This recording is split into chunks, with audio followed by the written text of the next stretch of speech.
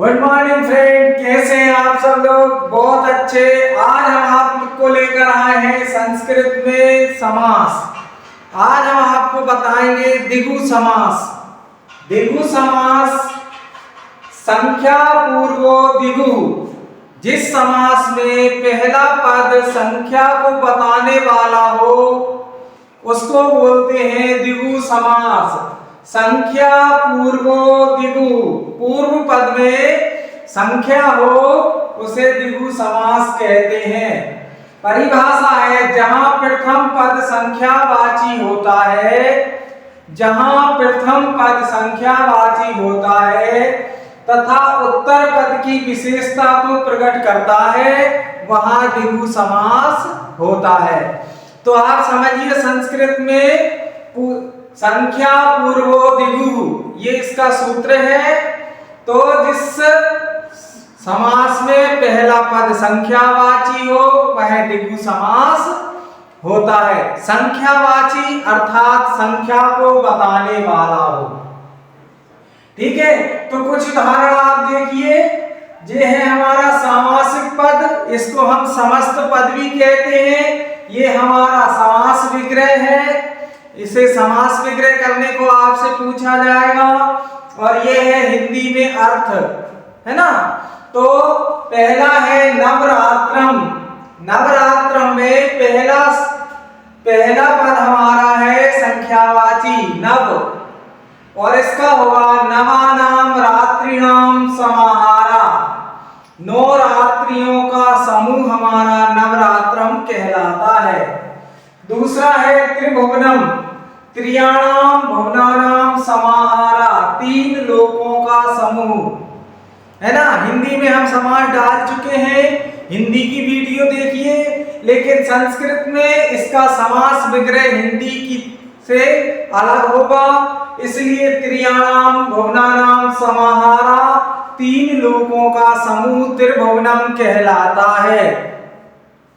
आपसे पूछा जाए त्रिभुवनम कौन सा समास है, तो त्रिभुवनम हो गया हमारा द्विगु समास, और त्रियाणाम भुवनानाम समाहारा ये इसका समास विग्रह हो गया, और 3 लोकों का समूह हिंदी अर्थ हो गया। पंचपात्रम, पंचानाम पात्राणाम समाहारा, 5 पात्रों का समूह को हम कहते हैं द्विगु समास।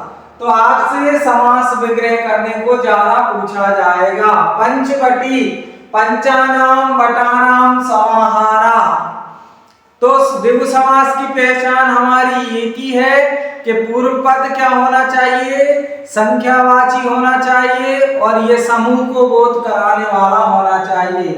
पंचवटी, पंचानाम बटानाम समाहारा, 5 वृक्षों का समूह हमारा पंचवटी कहलाता है। सप्तदिनम, सप्तानाम दिनानाम समाहारा।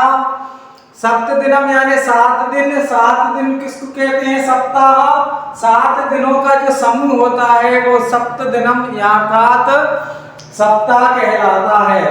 त्रिलोकी, त्रियाणाम लोकानाम समाहारा, 3 लोकों का समूह। 3 लोकों का समूह हमारा त्रिलोकी कहलाता है।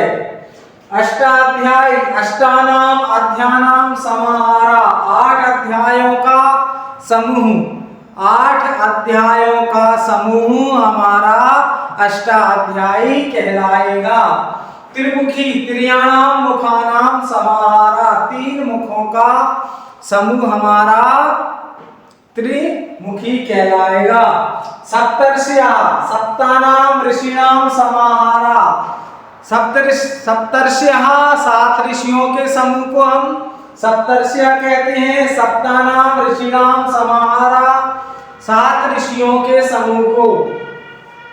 शताब्दी, शतानाम अब्दानाम समाहारा, 100 वर्षों का जो समूह होता है उससे शताब्दी बनती है, उसे हम शताब्दी कहते हैं। तो ये था एक छोटा सा कुछ थोड़े थोड़े महत्वपूर्ण उदाहरणों के साथ हमने आपको द्विगु समास पढ़ाया।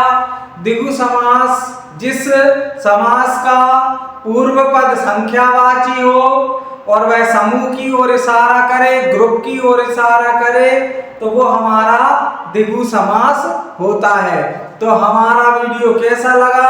अगर अच्छा लगा है तो कृपया लाइक, शेयर, सब्सक्राइब करते रहिए। जय हिंद, जय भारत।